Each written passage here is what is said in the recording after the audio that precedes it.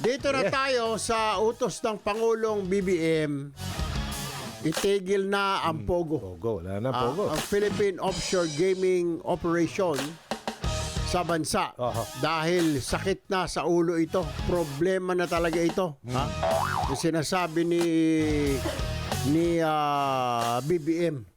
Nagdudulot na ito ng problema. Bagamat hindi naman involved ang mga Pilipino, pero dito gumagawa ng mga krimen itong mga Chinese national. Lalapastangan sa atin. Walang respeto sa mga batas na meron ng Pilipino. Nasa linya po ang chairman ng House Committee on Games and Amusement. Walang iba kundi si Cavite 6th District Congressman Antonio Ferrer. Kong Antonio Ferrer, sir, this is Erwin Tulfo and Aljo Bendio. Live po tayo sa nationwide sa Radyo Pilipinas at sa aming pong Facebook pages at ng Radyo Pilipinas sa PTV. Good morning po. Good morning. Good morning, Kong Erwin and Aljo. Maulang umaga sa inyo. Opo, thank you po, sir. Thank you po.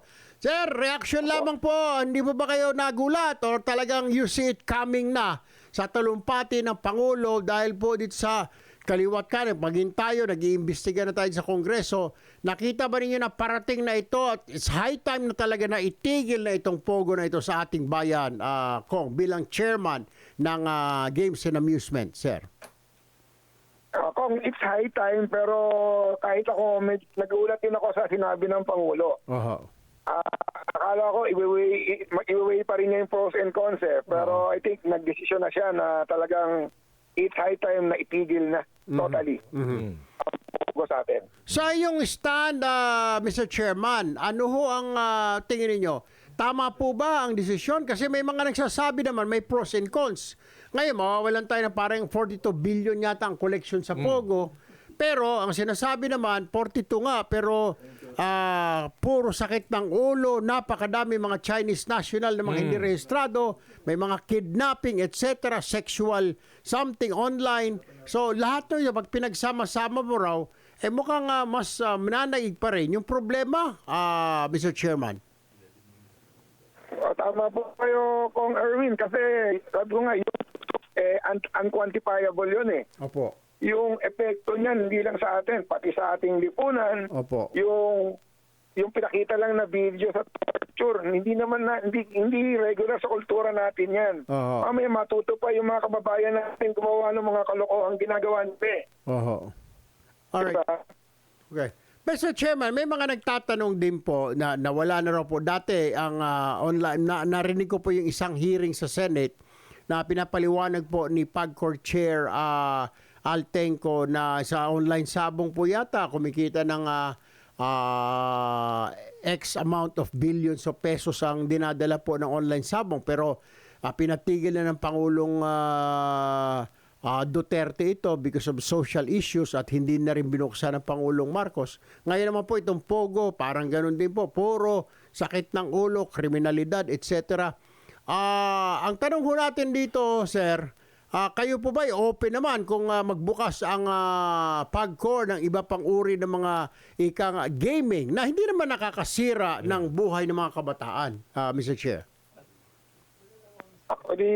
Kung kung allowed sa charter nila na magpalisensya sila, wala naman tayong option kundi to Right. Ang ayaw lang natin, papayagan nila yung hindi sila allowed na maglisensya ng mga ganun. Right, tama naman. Okay. Tinitingnan din dito, Congressman Ferrer, yun namang mawawalan ng trabaho. Mr. Chair. Mukhang 42,000 daw, Mr. Chair. Pero may sinasabi ang Pangulo, binigyan na yata ng instruction po ang DOLE, sir, na DOLE, itong habang nagwa-wind down itong Pogo, hanap-hanapan na ng trabaho itong 40,000+ na mga Pilipino na nagtatrabaho sa mga Pogo. Mr. Chair, your comment please. Tingin namin, bloated kasi yung figure na yun eh. Dahil talagang sabi nga namin, wala kami makitang ganang maraming Pilipinong trabaho kahit sa legitimate na Pogo hubs. O mga Pogo licenses. Mga licenses na ito. Ano kayo? Go ahead, sir. Go ahead. Kaya hindi naman ganyan kalaki. At the same time, yung DOLE, sabi naman nila, tutulong sila and meron na silang plan in place if in case ipatigil nga ng ating Pangulo ang operations ng Pogo. Ayun. Sige, check lang Alright. natin sa PAGCOR kung ilan ba talagang bilang nito. Opo. Congressman Antonio Ferrer, Cavite 6th District, Chairman ng House Committee on Games and Amusement. Maraming salamat po, sir. Magandang umaga. Mabuhay po kayo, Kong Ferrer. Thank you po. Thank Good you po. morning, Thank Kong you po. Erwin. Good morning po. Nasa linya naman si Assistant Vice President ng PAGCOR, Philippine Amusement Gaming Corporation. Walang iba kundi si June Alano, AVP. June, magandang umaga po. This is Kong Erwin Tulfo and Aljo Bendijo, sir. Morning Good po. morning. Good morning po, Kong. Good morning sa ating mga listeners. Did you see it coming, sir, na sasabihin ng Pangulo, itigil na yan? Or medyo nagulat din? Or it was the recommendation of the chairman himself na itigil na itong mga pogo na ito dahil sakit sa ulo? How did the President arrive to that situation, to that conclusion na itigil na ito dahil sakit sa ulo na lang ito? Malawak naman po yung ginawang consultation ng Pangulo. Tinanong niya po ang ating economic team, Oho. tinanong din po ang PAGCOR, at syempre tinanong din po ang ating mga law enforcement agencies kung ano ba talaga ang pinakamagandang gawin dito sa ating sitwasyon. Okay. So he arrived at the decision, and that's the decision that he made, and that's the decision that we all respect and we all will follow. Oo, definitely. Kasi kung siya po yung ating Pangulo, parang ama ng ating bayan, Chief siguro Executive. Opo. nag-decide lang siya kahit na mawawalan ka ng income. Walang iniwan yan by alyo sa isang pamilya. Sabihin natin, sige tinda tayo dyan, pero mga paputok, pero bawal naman, di ba? Sabi, baka mahuli pa ng pulis o madisgrasya pa yung anak mo. Tigil na lang. Itigil. Kahit na konting kita lang yan, you have to sacrifice Tama. para sa safety na rin ng mamayan. Mukhang tama naman po ang ginawa ng Pangulo. Ngayon, ang pangalawang katanungan po ngayon, ano po papalitin sa Pogo? Mawawalan po ng extra kita na naman ang PAGCOR. Alam naman ho natin sa mga social development, PAGCOR po ang una niya sa mga sports, etc. PAGCOR po ang nagdo-donate ng mga budget, sir. Ano na ho ngayon ang plano?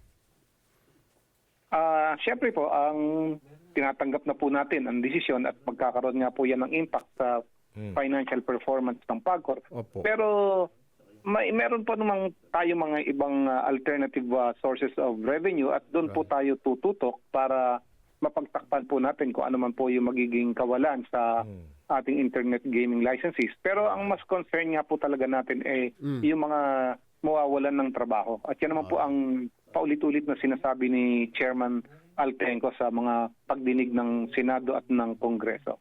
Alright. PAGCOR AVP, June Alano, maraming salamat po. Magandang umaga po sa inyo. Salamat din po.